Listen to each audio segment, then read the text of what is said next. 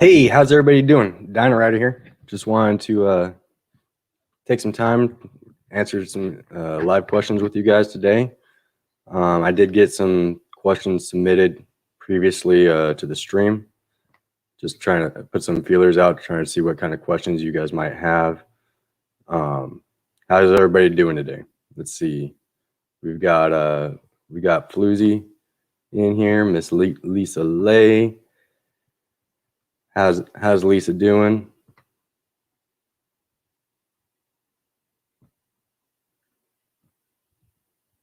How's everybody doing today?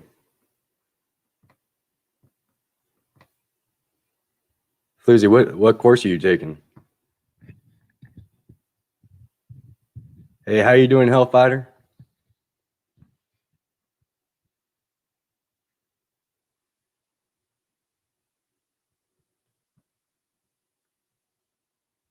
How's everybody doing today?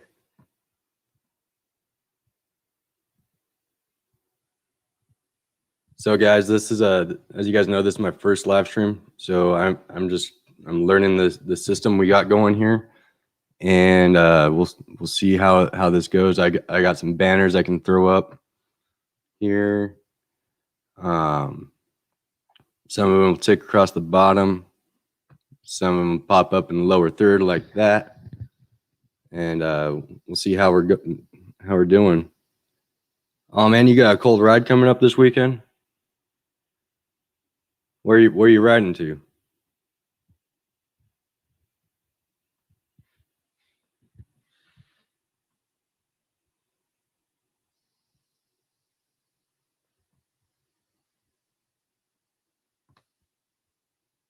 All right, guys. So, the Hellfighter Steve, I'm glad that you brought up the cold weather there, man. What are some things that you can do to prevent any sort of hypothermic situation or anything as you're going into the when you're doing that cold 51-degree ride flood run? Okay, man. Yeah. So what are some things that we can do when we're preparing for that? You know, obviously we can make sure that we've got any sort of a cold weather gear with us, dressing the layers.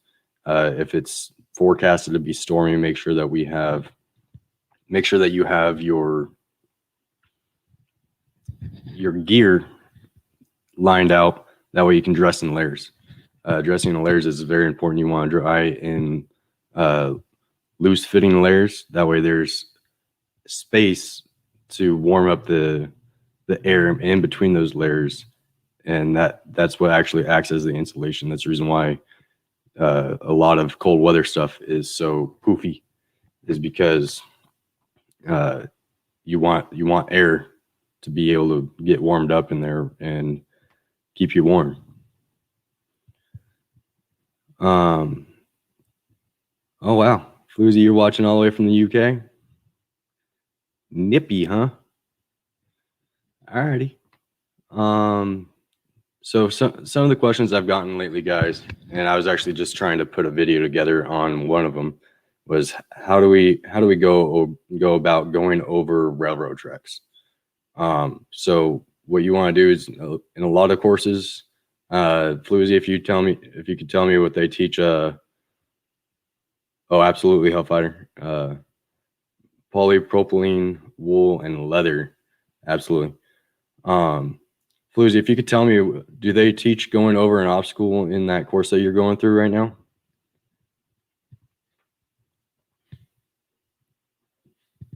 I know here in the U.S. there's a lot of courses that teach going over an obstacle. They'll actually put out like a 2x4 or 2x6, and as you go through that course, they teach you how to go riding, how to ride over it.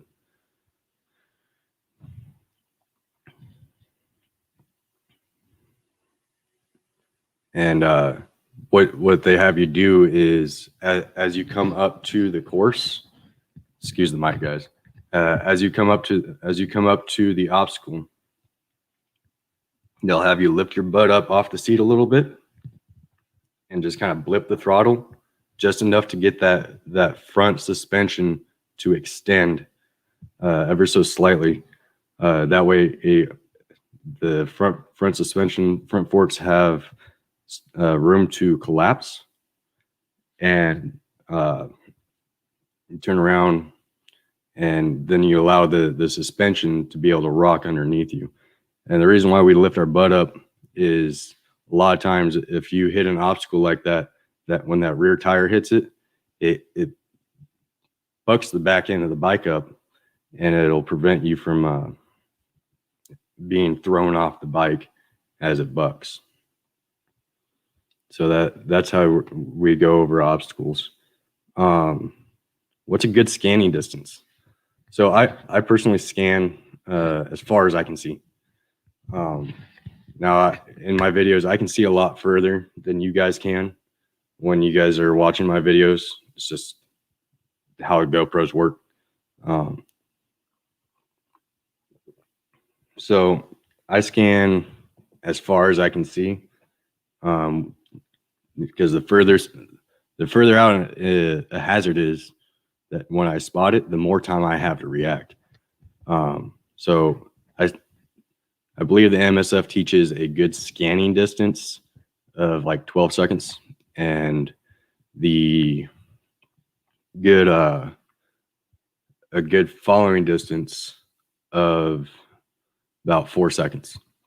All right, and it's kind of funny the way they teach you to do that. They teach you to count 1 motorcycle, 2 motorcycle, 3 motorcycle. But in any case, that's how I go and address following distance. How long have you guys been riding? Let's see what our combined riding experience in this room is right now.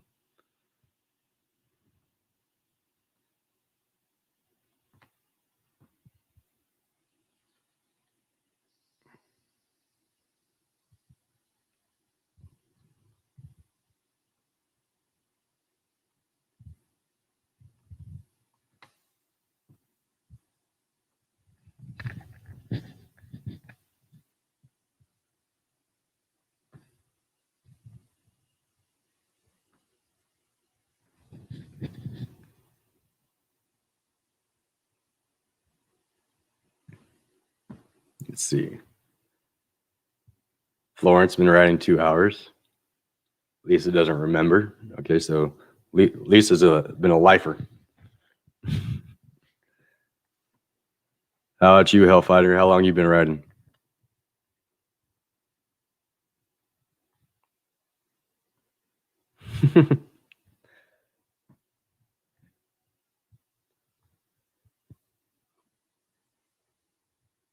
Lisa's calling Florence out.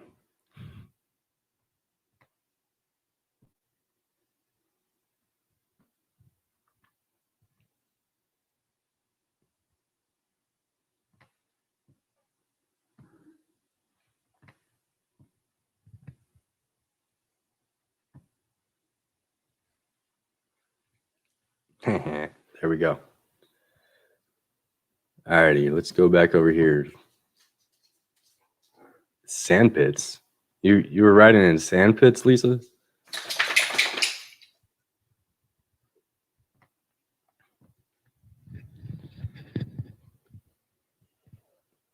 So, some of the other common questions I get be like, "Hey, what's a good starter bike for me?" So there's a lot of different bikes that you can get.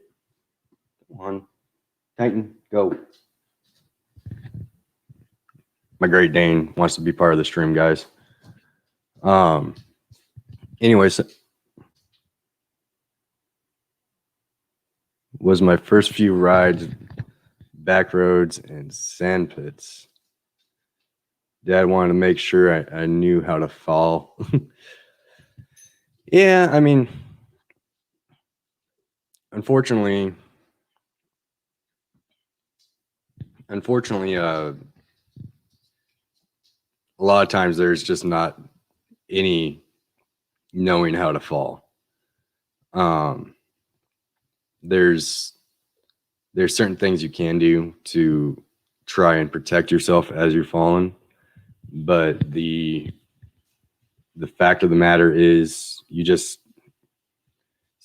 sometimes the only thing you can do to protect yourself is be wearing full gear. There's things you can do to prevent falling. There's like making sure you're not panicking and grabbing a handful of front brake. But the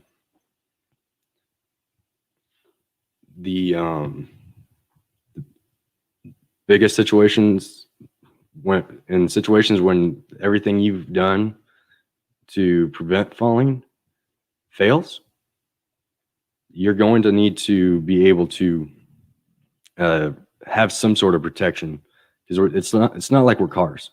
We don't have a cage around us. We don't have airbags. We don't have crumple zones like on a car. We don't have any of that. And that's the reason why it's so important for us to practice our emergency maneuvers. And so, Floozy, I will get to your question in just a second. But ultimately, at the end of the day, we need to make sure that we are wearing our gear, because that is the absolute last defense measure that we have if we end up going down, is making sure that we have our gear. So you need to make sure that you're wearing a helmet, wearing gloves, full long sleeve shirt at a minimum, if not a riding jacket. You need to make sure that you're having boots that cover the ankle. If you're wearing an open face helmet, you want to make sure that you're wearing eye protection. It's very hard to go down the road when you get something in your eye and you can't see. So make sure you're protecting your eyes. At the end of the day, guys, that's minimum recommended gear. However, I know a lot of people, they just want to go down the road and not be wearing gear. And at the end of the day, that's going to be their emergency when they go down. Good starter bikes for like a 120, 125.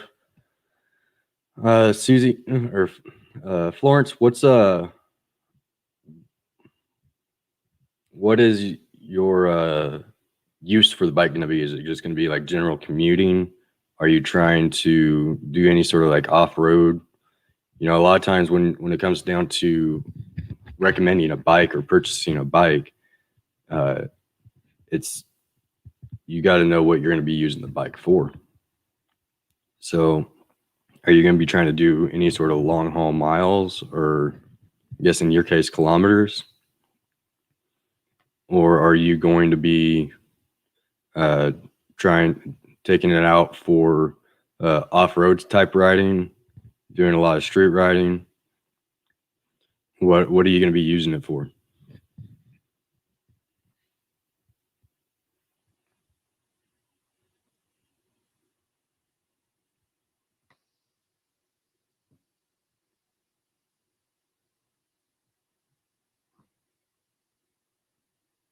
Let's see.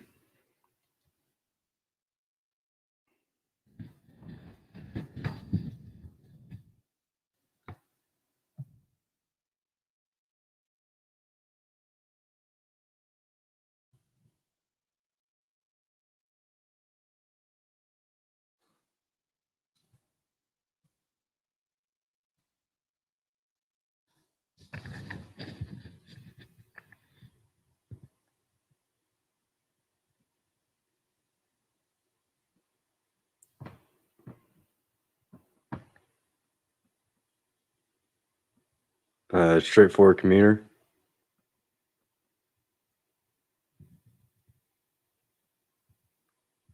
All right, so let me see. I'm doing a search right now for you. Not a lot of people over here are using 125s as starter bikes. So a lot of my experience is going to be limited to like say recommending like a 400cc bike or something along those lines. Let's see.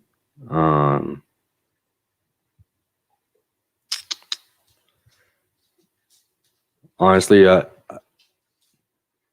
don't even feel too comfortable trying to recommend a bike for you, Florence, just because I don't know a lot about the UK laws and how long you have to be on a 125 before you can end up upgrading or anything like that. So what I would honestly recommend doing, I would recommend that you check out the local ads, see what's available around you, buy used, unless you plan on being on your 125 for the duration of your riding time. I know a lot of people end up wanting to upgrade, so I would recommend that you check some local ads, try to get as good of a deal as you possibly can as far as the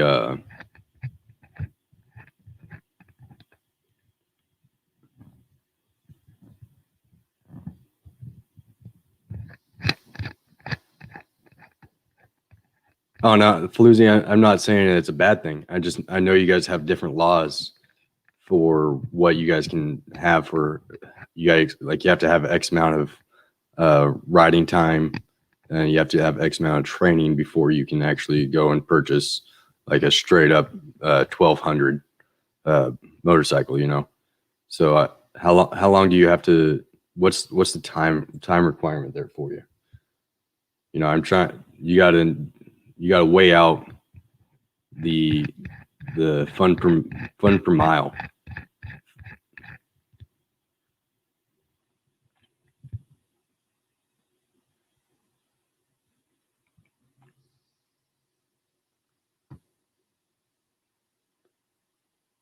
Let's see.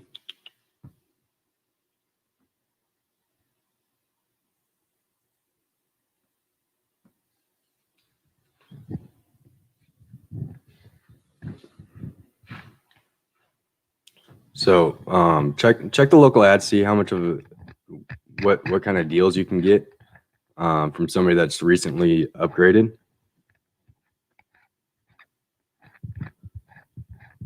Lisa, no, we don't have time requirements like that in the U.S. For the U.S., once you go get your M endorsement, you can go as a brand new rider and jump on a leader bike and just go ripping down the road with no experience whatsoever. I don't think it's smart. That's the reason why I definitely always recommend starting out at like, if you're going to be starting out on a sport bike, like a crotch rocket, I recommend starting out at like a 400, something that you can learn the fundamentals of riding on, and how that power band treats you as you roll on the throttle before jumping onto a leader bike.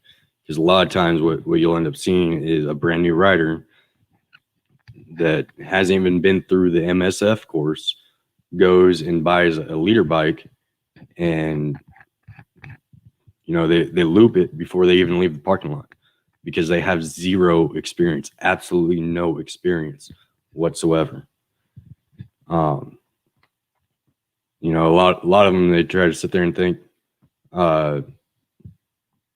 you know, oh, I grew up riding dirt bikes, you know, so I know how to ride. And then they jump on a bike like that, and the power band, the delivery system is incredibly different than what they've experienced in the past. And they'll panic. They'll end up whiskey throttling, just trying to hold onto the handlebar because they'll reach out and grab it. And then as they grab it and as they're trying to pull themselves back up onto the bar, they end up rotating their wrists, trying to pull themselves up, causing whiskey throttle. And that just makes the situation that much worse.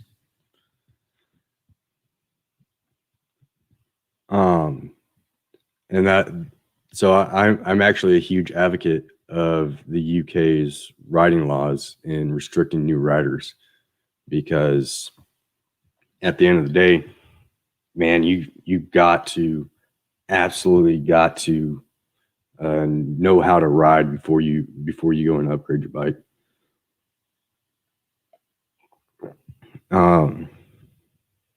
In fact, I'm actually a huge supporter of how the U.S. Department of Defense requires riders to actually go out and get into riding.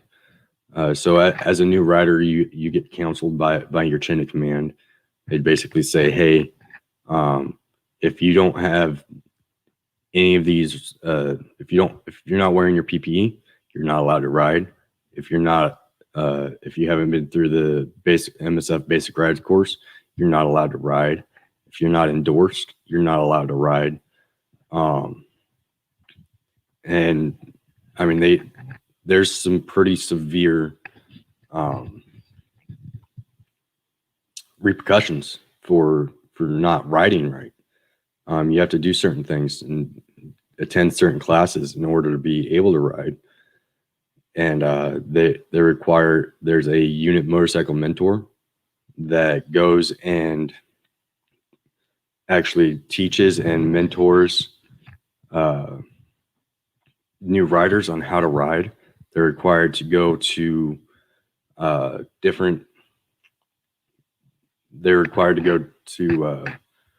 so many check rides. That motorcycle mentor has to take new riders and riders of the entire unit, doesn't matter if the skill level or not. They have to go on at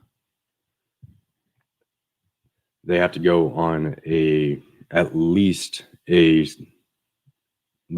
4 30-mile check rides every year, so that mentor can see that rider knows how to enter into a corner properly. They can see that rider's using proper body position, that rider's practicing emergency maneuvers. The motorcycle safety program for the U.S. Department of Defense is absolutely there and designed to protect service members that are new riders. All right, so in the UK, you have 2 years to pass full bike tests. Then it depends on your age as to what size engine you can ride. All right, so how's the age thing work? Is it like, hey, you have to, if you're over 18, you can go get whatever you want, but if you're below 18, you can only get so much? What's going on, Mohawk Mike? How you doing, brother?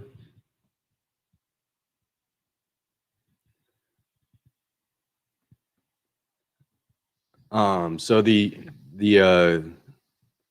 I'm an absolute huge component of the way the DoD is approaching motorcycle riding for service members. I really think they've got a lot of things right with it. I think there's some things that can be improved. Like I think instead of just being an experienced rider that does is the motorcycle program coordinator or the motorcycle mentor, I think that in order to be a motorcycle mentor, they should actually put that person through training to be a rider coach. That way there's a standard set of knowledge all the way across the board. You don't just have some random guy that's been riding X amount of years and sure, who cares if he's been doing everything wrong the entire time? We'll have him mentor all the new riders, and you know what? They'll just learn wrong too. Who cares? I don't think that's the way it should be.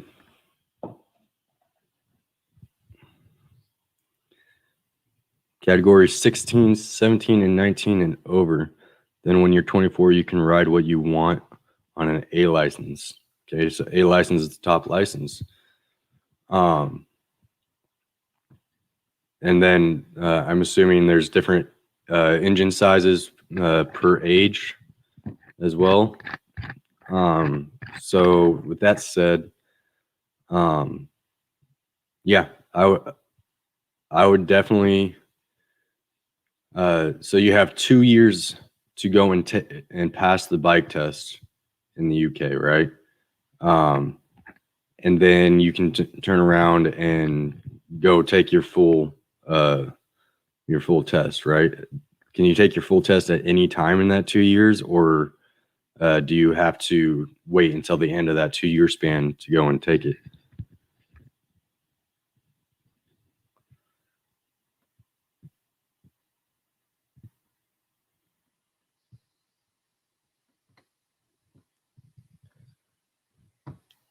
Hi from Arizona.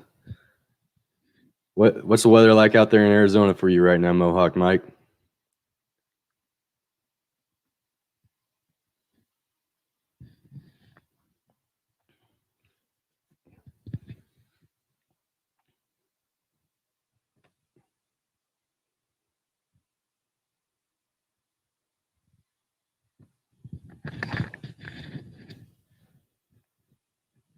Definitely appreciate everybody tuning in today, man. This is a lot more support than I thought I was going to get. Going straight from the rip. What's up, Ghost Eagle? How you doing, brother?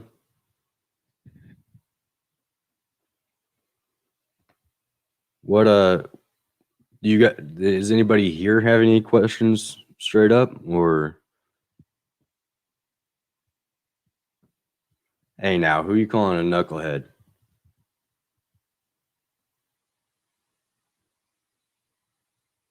High 70s, low 80s. That's awesome. Yeah, here it's what is it right now? Let's see. Right now it is 60 degrees and raining. It's miserable.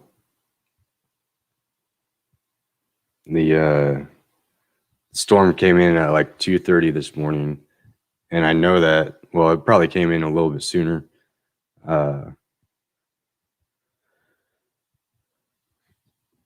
But at 2:35 this morning, there was a big old lightning strike, and I sat straight up out of my bed. Whoop! And I thought freaking the house had been struck by lightning. Freaking everything lit up, freaking like bright as God's glory. And then instant back to black. And I was like, okay. And then I heard the torrential downpour outside. I was like, okay, cool. I'm going back to sleep. So I'm definitely jealous of all y'all out there saying you guys got sunny and warm weather, because I'd definitely love to be riding.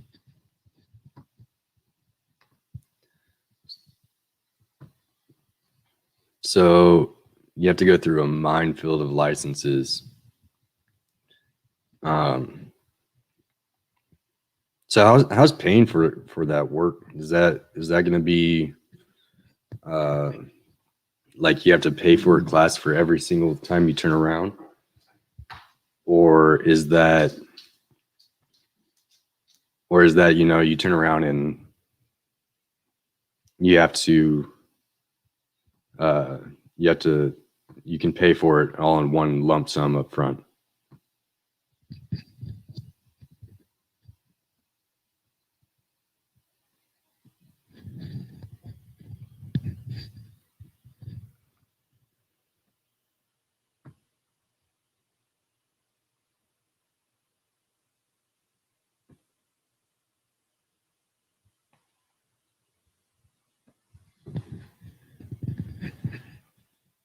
Normally, Ghost Eagle, I normally don't mind the rain and stuff like that, but as I'm getting older and stuff, I'm starting to have issues with my joints. I know you guys are probably gonna laugh at me because say, "Oh, you're a young buck, you can't be having issues with joints." But no, the moisture is definitely go away, go away. The moisture is certainly.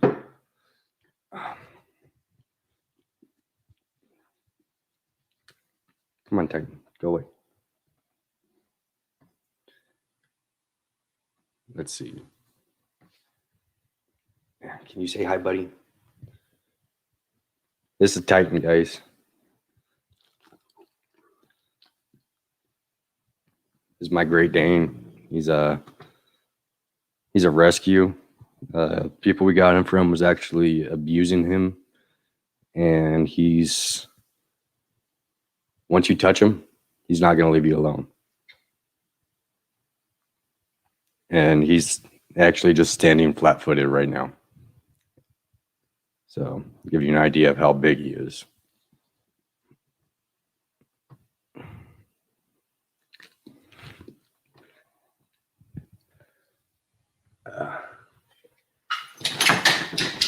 Yeah, we rescued him from. Well, he actually belonged to one of my coworkers, and his neighbor, my coworker's neighbor, kept threatening to feed him antifreeze, and so we agreed to take him and keep him safe and fed and happy, and he's a pain in the butt, but I love him. I want to change him for the world.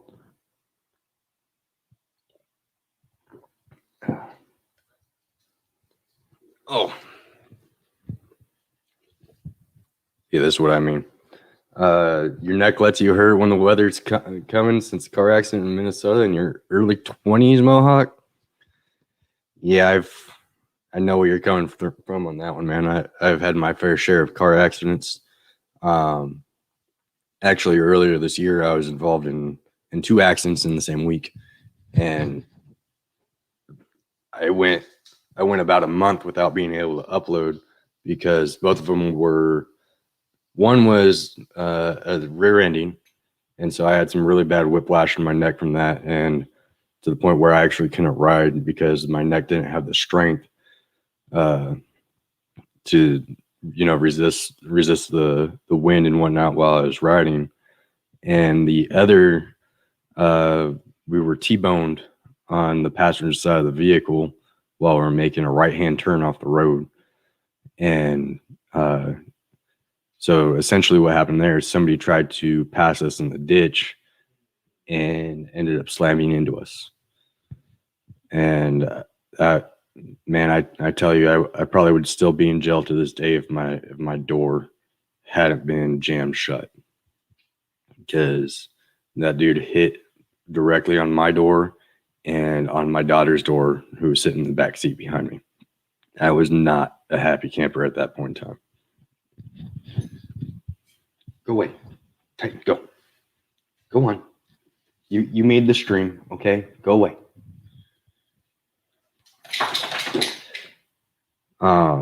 But in any case, one thing that has one thing that's affected my safety while in a car is just my overall situational awareness. My situational awareness has been drastically affected by just riding a motorcycle. If as you're riding a motorcycle, you got to keep your head on a swivel. You're constantly trying to adjust for the stream or for the flow of traffic. You don't want to be acting like, I was actually watching Dan the Fireman last night, and he was talking about, you don't want to be acting like, cars are rocks in a stream, because, rocks in a stream don't move. Cars, they will move. So you definitely got to keep that in mind as you go. Let's see let's take a look at some of the comments here. Uh,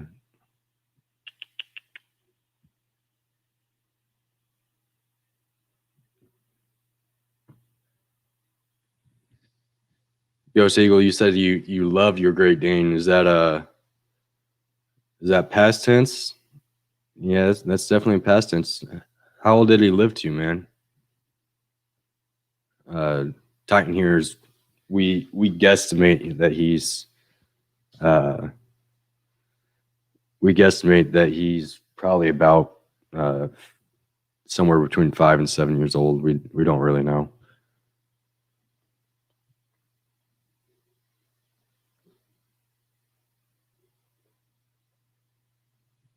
Man, I'm sorry to hear that, Ghost Eagle. Yeah, I've personally broken a total of 16 or 17 different bones in my body. It's not pleasant, but I tell you what, I'd rather have a broken bone than be stabbed.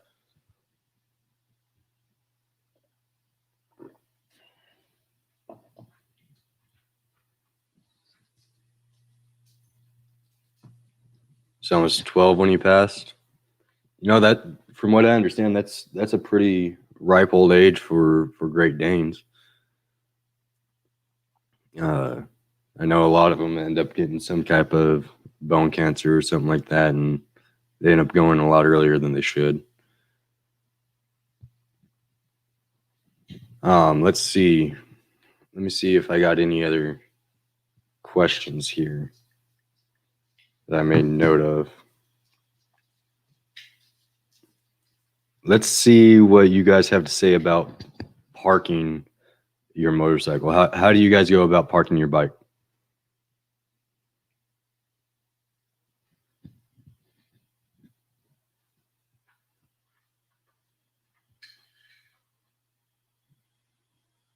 Do you guys back in? Do you guys pull straight in? Do you guys roll up on the sidewalk outside of business establishments when you to park your bike? Ooh, tips on biggest mistakes new riders make. All right. So here are my thoughts on the biggest mistakes new riders make. All right, Mohawk, you back in. All right, y'all. While you guys are putting that in the comments there, I'm gonna go ahead and address the tips biggest uh, new riders make. Okay. So the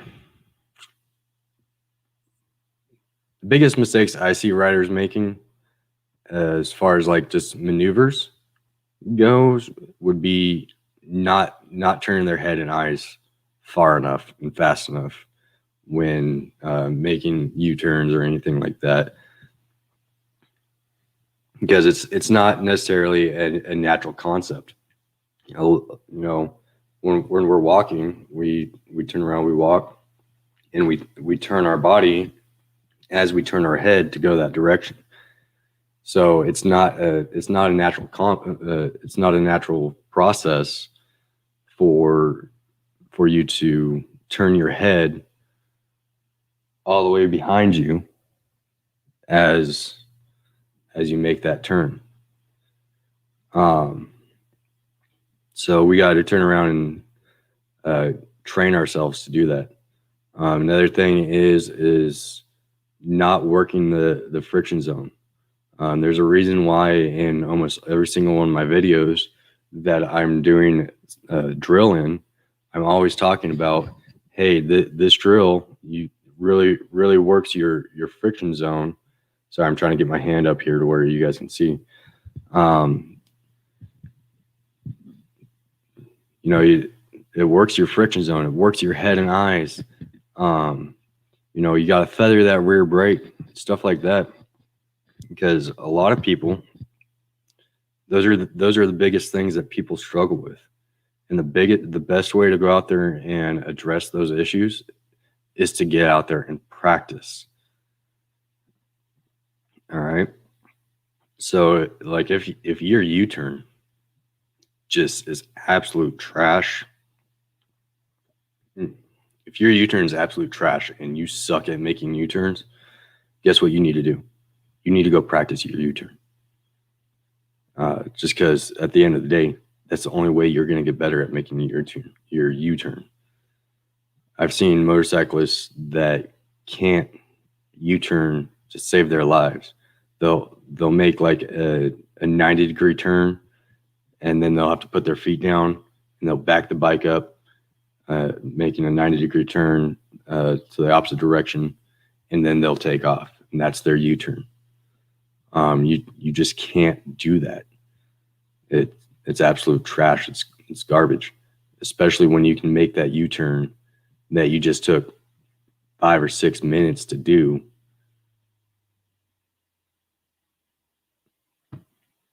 Absolutely, Mohawk. But when you can make that U-turn that you just took 5 or 6 minutes to do in about 30 seconds using proper techniques. New riders seem to struggle with front panic brake and eye fixation. So what Mohawk's talking about there, guys, is target fixation. And this goes back to, what I was talking about, the head and eyes as well. When you're riding down the road, you still have to use your head and eyes. You need to be looking through the turn, always looking through the turn. You scan it really quick, make sure there's no debris or anything in there, and then you turn around and you go and you fire it up, hitting, making sure you're following, slow look, press, roll, or if you're a bit more advanced rider, you can use some trail braking to kind of slow yourself down as you're going through that turn. But new riders definitely need to use slow look, press, and roll, and be looking all the way through the turn. A lot of times what happens that Mohawk's talking about here is new riders will struggle with target fixation. They will see like a tree or a rock or something like that on the side of the road that they're like, oh crap, I do not want to hit that. And they'll stare at it. And when they stare at it, they hit it. So the only way to really avoid that is to make sure that you're looking all the way through the turn. One of the tools that I always tell people to do is to look at the vanishing point. So I'm gonna do my best here to describe this for you. As you're coming up to a turn, the vanishing point on a road is the furthest point that you can see that road at. All right, and as you progress through that turn, that point changes. So I'm always looking at the vanishing point as I go through that. It's good. And then as far as the panic braking, I always tell people, imagine you're making orange juice when you're squeezing that brake. All right. If you grab that orange slice and you just squeeze the living crap out of it, you're not going to get a lot of orange juice in your glass. But if you turn around and you take it and you squeeze progressively all the way through, you're going to get a lot more orange juice in your glass. All right. And so you can turn around, you can think about the traction of your tires as the juice from that orange half. Because what happens is you end up locking up your tires if you grab too much front brake or even rear brake. If you lock up your wheels, you're going to go into a skid. You don't have any traction.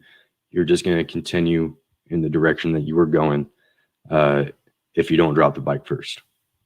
So if you do find yourself in a front brake skid, go ahead and quickly release that front brake and start slowly reapplying it. All right. If you end up with a rear wheel skid, you want to make sure and just drag it all the way through. And because if what happens is if you're not perfectly lined up like this, if you're not perfectly lined up as you go through and you go into rear wheel skid, that rear wheel can kick out like this as you're going down the road. And then if you if you let up on that skid, now it's going to catch traction this way. And it's gonna take you into a high side. So you want to make sure, if your rear wheel locks up, only let up on it if your front and rear tire are in line with each other. Another good way to practice that progressive brake pressure that I talked about is just go out to a parking lot where, it's dead. There's an empty parking lot, and just, practice getting up to 10, 15 miles an hour and just slowly squeeze those brakes. Get used to how much brake pressure you can progressively add before you start going into a skid. That way your equipment.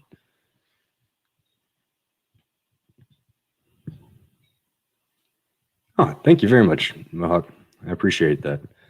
Did you catch my video I put up last week about how to control the throttle and using the friction zone? I referred to it as the keg method.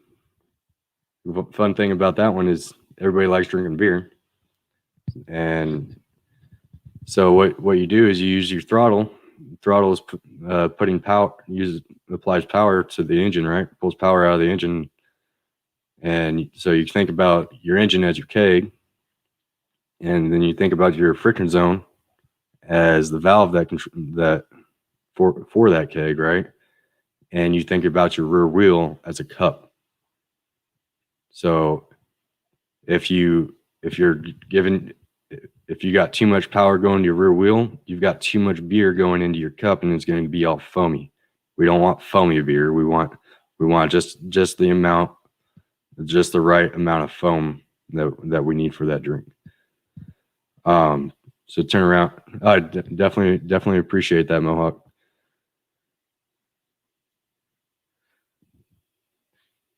Florence, did that help you as you were going through your class today?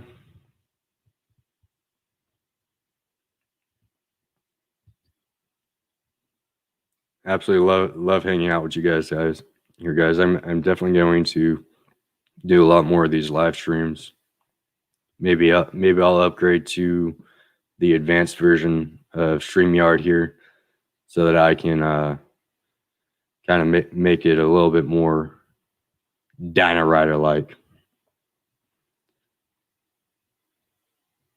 But yeah, so you got to think about that, your friction zone, as the valve that controls your keg.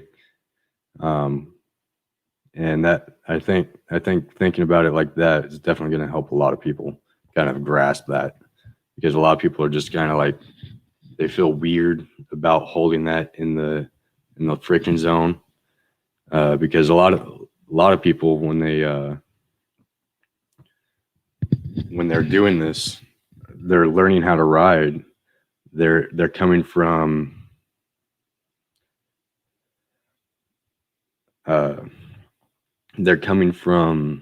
driving standard cars, and the clutch in a car is a dry clutch. If you just sit there and hold it in the friction zone in a car, you'll burn out your clutch really quick. But on a motorcycle clutch is actually a wet clutch. So you can actually hold it in the friction zone for a long period of time, and it's not going to hurt your clutch at all. You guys see all the slow speed maneuver videos I've been doing. I've been on the same clutch now for almost, foam sucks, gives you hiccups. Hell yeah.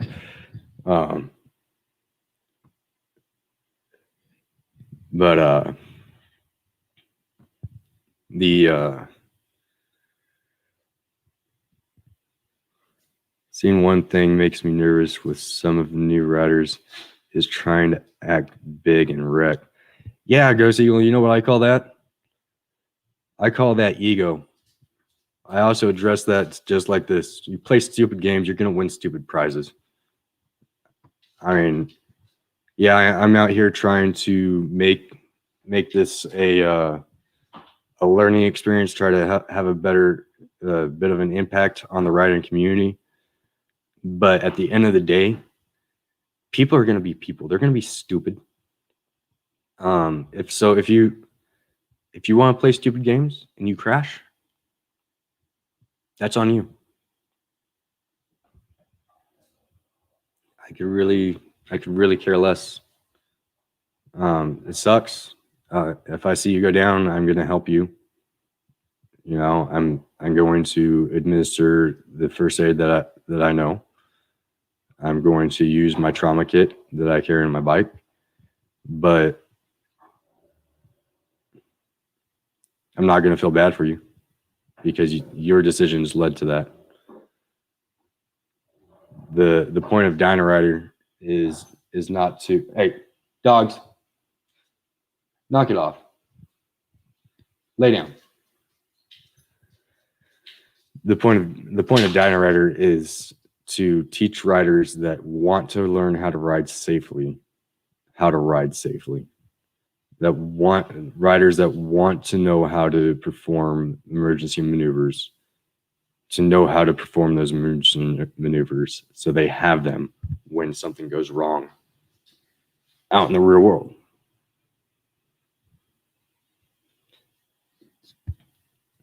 But at the end of the day,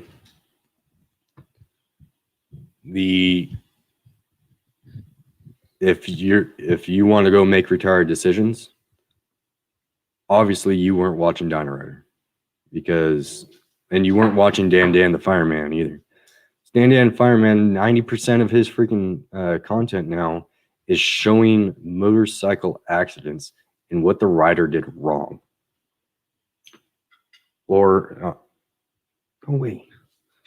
On a normal stream, occasionally he'll,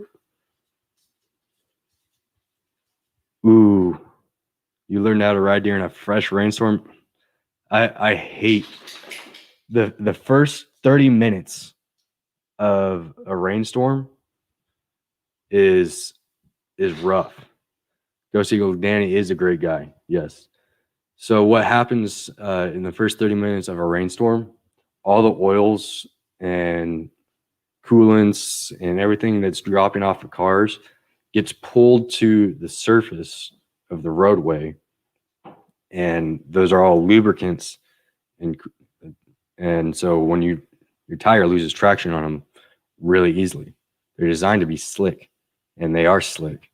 So when you turn around and you go over them right after they've all been loosened up, you lose traction really easy. So you got to be mindful when you're riding in fresh rain. I personally, I've been asked several times, Dynarider would do a video on how to ride in the rain, and I'm like, you want to know how I ride in the rain? I take my car, because I've had my time of riding in the rain. I've had my time of being poured on as I ride down the road. I've done 8 hours in a freaking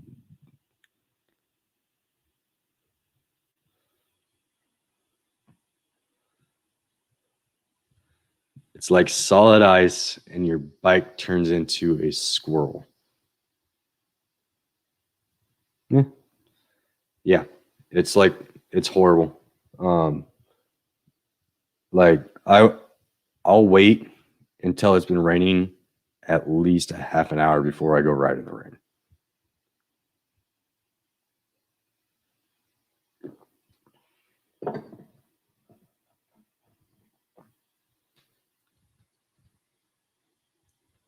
But yeah, so if I have the choice, I'm not going to ride in the rain.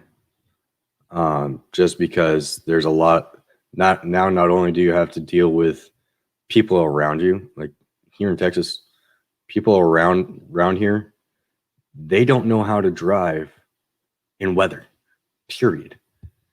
Like it can be sprinkling, and you'll have some people that will be going down the road in a 55 mile an hour zone, and they'll be doing 25, and then you've got another guy flying up behind them that's doing 75 and a 55 on the same road, freaking just snaking through traffic, and it's just a hazardous situation. And so I would rather not be out there on a bike when people already in good weather conditions have a hard time seeing motorcycles than being out there in bad weather when people don't know how to drive and people have a hard time seeing motorcycles in weather. And yeah, no, it's just not something that I would prefer to be in. Hydroplaning in a car is scary enough. It's scary enough, but on a bike is far worse. You have no safety. You're absolutely right. The only safety that you have is the gear that you put on before you threw a leg over that bike. That's the reason why I'm such a huge advocate of wearing all your PPE all the time. I don't care if it's hot. If it's hot, open up some vents. Open up some vents on your helmet. You know, I live down here in Texas. It gets freaking up to 120 degrees in the summertime, and I'm still riding around wearing a full leather jacket because my jacket, one, it's like I said, it's leather. Leather is naturally abrasive resistant. So that in of itself is a protective layer. Then I've got armor in my shoulders, in my back, and all in all, like it's there to protect me. You know what you can do when it's hot? You can sweat. It's easier. I would rather wash some sweat off of me at the end of the day in the shower than to go down without wearing my gear and have some EMT, some ER nurse, or a doctor literally scrubbing asphalt out of my skin. But it's your choice. If you'd rather risk having asphalt scrubbed out of your skin than be a little bit uncomfortable, that's up to you. Me, I've made my choice. I'm gonna wear my gear. Just like I don't care if I'm in a state without a helmet law. I'm going to wear a helmet because at the end of the day, I only have one brain. So logic says protect that brain, because without that brain, you're dead. You only have one life.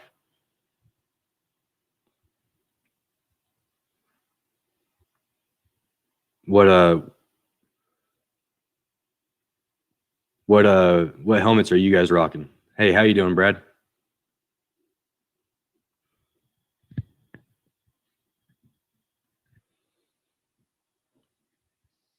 My helmet is a Shoei. Where's my helmet? I'll be right back.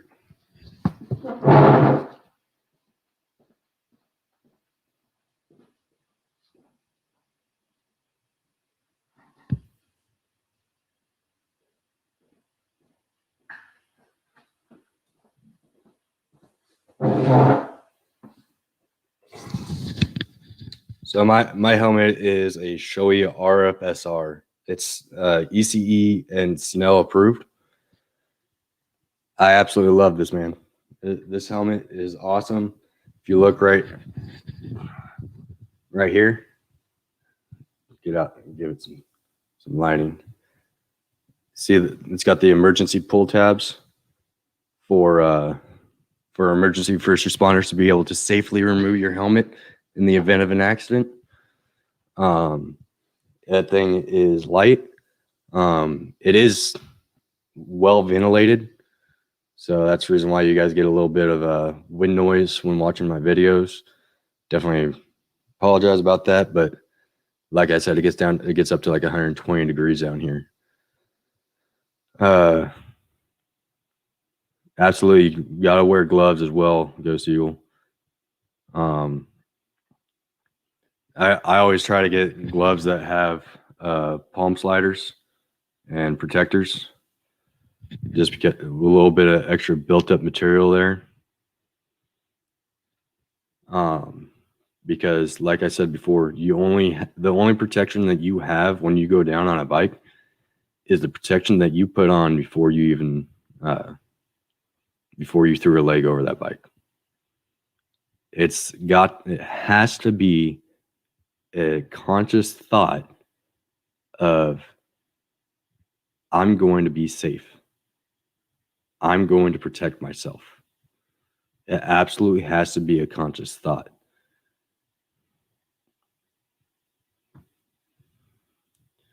Road rash sucks. Been there, done that. What where'd you crash at, man? Was it on a bike or jump out of a car or what? Going to get a perforated leather jacket. The gloves work good even in summer. Absolutely, man. My jacket is actually perforated, but the area that's perforated, uh, I wanted a little bit extra leather to protect that because, like I said, leather's uh, naturally abrasive resistant.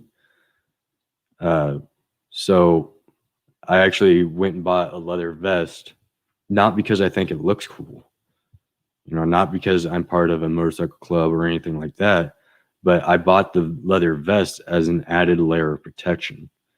Around my torso in total, I've got uh, about a quarter inch of leather protecting me. So between that and the armor, I'm protecting my torso, which, and with my showy here, I'm protecting uh, my brain. So I'm protecting all my vital organs. Road Rash Girl, she promotes protection now. No, I haven't heard of Road Rash Girl. I'll have to look her up. That's I bet you if I do let's see.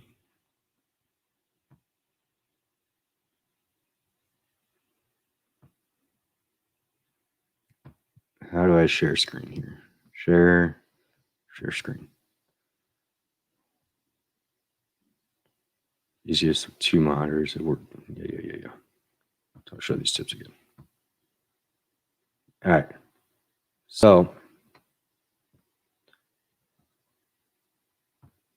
y'all still hear me all right?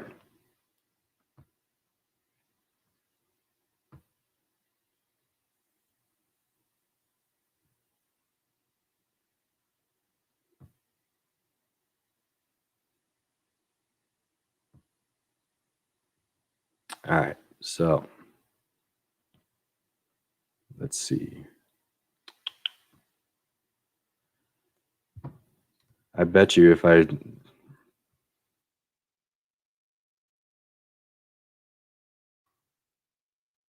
Road Rash Girl.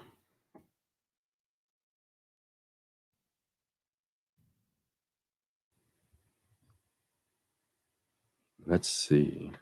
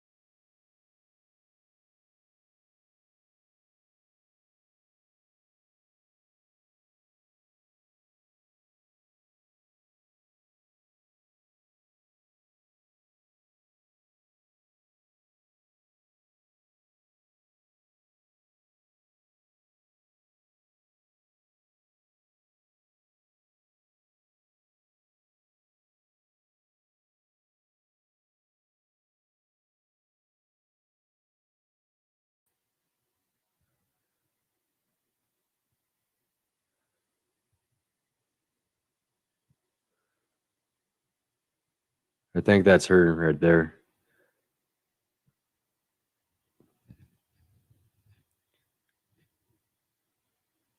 Let's go ahead and come on back here. Yeah, I'm pretty sure that's her. I'll definitely have to try and reach out to her, see if maybe she'd be interested in doing an interview.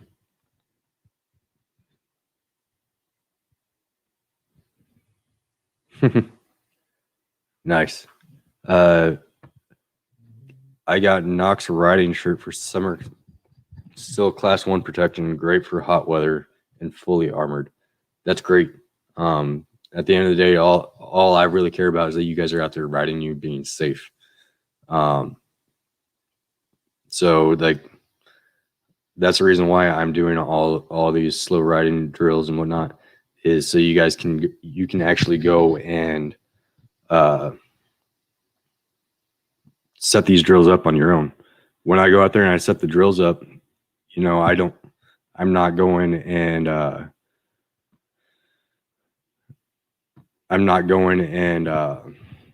measuring everything out and everything. I'm literally going out there with a $14 set of cones. I'm walking them out. I'm putting cones down. And I'm like, yep, that looks good enough to me. Let's ride it. And that's how, I'm able to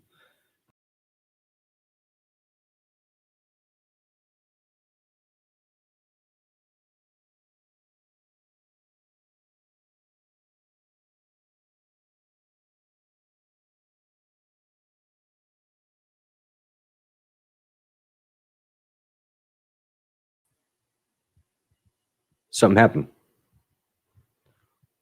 Can you guys still hear me all right?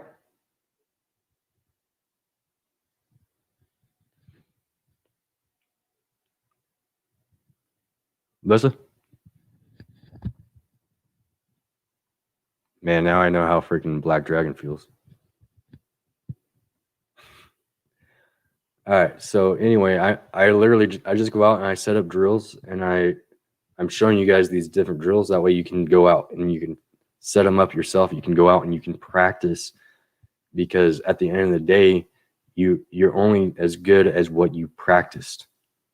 Okay. Normally, actually, you're actually going to be worse than you were in practice. When time is of the essence,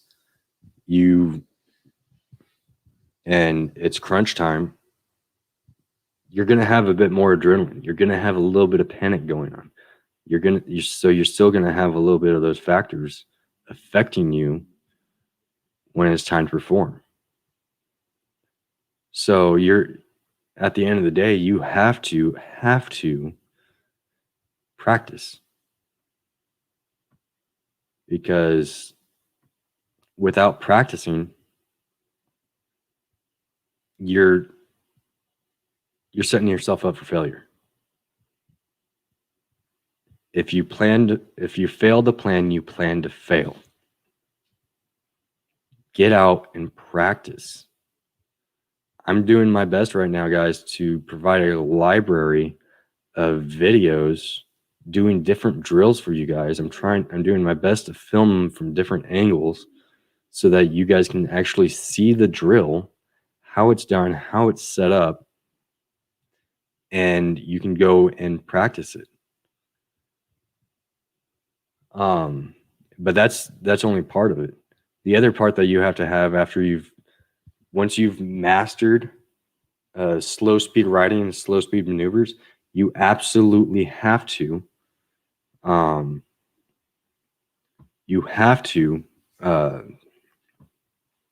start thinking about road strategy. Your road strategy is extremely important. If deciding which lane position to be in to see and be seen, which lane position you need to be in as you approach this curve. How fast am I going as I approach this curve? When do I need to start slowing down? When do I need to start applying throttle as I come out of this curve? How am I going to go around this corner if it's a blind turn? You have to start thinking about stuff like that, because if you're not thinking about it, you're going to be a victim of your own failure to plan. That's the reason why I go out there and I do so much parking lot practice videos for you guys. The other part of it is on the technical side. When I started riding was way before the advent of the internet. I started riding in 75. Well, Ghost, can't say that I can't say that about myself, man. I honestly, if I hadn't been bored sitting in my room in Korea as a soldier deployed over there, just sitting in my room with nothing to do, and it wasn't for YouTube, I may have never started riding. But I got bored and I started perusing around YouTube, and I found a few different YouTube channels about riding motorcycles. And I fell in love with the idea of riding a motorcycle, and I've been riding ever since. And you know, I've been riding for about 7 years, but I can outmaneuver people that have been riding since, you know, 70, 75, you know, like, because I don't care how much time you have going in a straight line, or just riding around on a bike. Yeah, you might have some decent road strategy, or you might have just been lucky. But you go into a parking lot and you're like, hey man, I need you to do a U-turn. Or you just go in there and be like, as riding as a group, and you're like, all right, we're going to use this parking lot right here to turn around and head back out. And you'll see guys that have been riding since 1970 something, and they'll just turn around, they'll start duck walking their bike because they're scared to lean that sucker over. They're scared to look through their turn. They don't like the feeling of the bike leaning underneath them, whatever the case may be. So they'd rather duck walk it rather than risk embarrassment by dropping their bike when they just don't know how to ride it.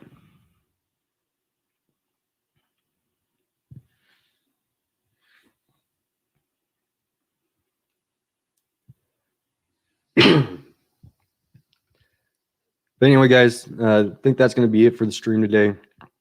Definitely appreciate y'all tuning in. What was this? Okay. I thought somebody said something about lightning. But anyway, that's going to be it for the stream today, guys. Thanks for tuning in. And let me know if you guys think I need to start doing this a bit more often. Did you guys enjoy this? What'd you think?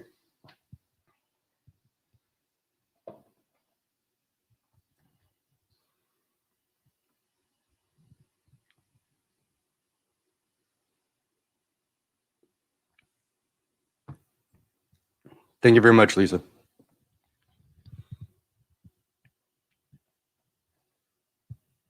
Now, this is about how long it normally takes me to realize I didn't do any sort of call to action. So, if you guys are new to the channel, give the video a like. If you guys enjoyed this content, go ahead and give me a subscribe. I'm the worst YouTuber in all of history because at the end of the day, I'm never bugging people about liking my videos, subscribing, or anything like that. Most I'll do is I'll throw in a little animation in post-production. But I'm horrible about asking people to subscribe.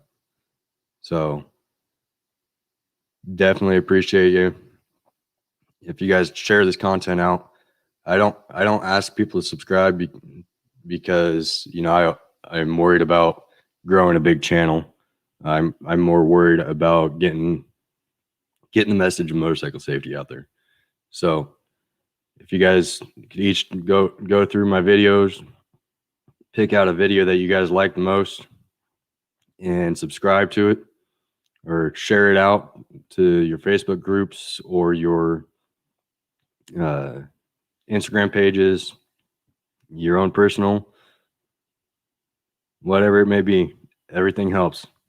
I appreciate y'all. As always, Dynarider out. Peace.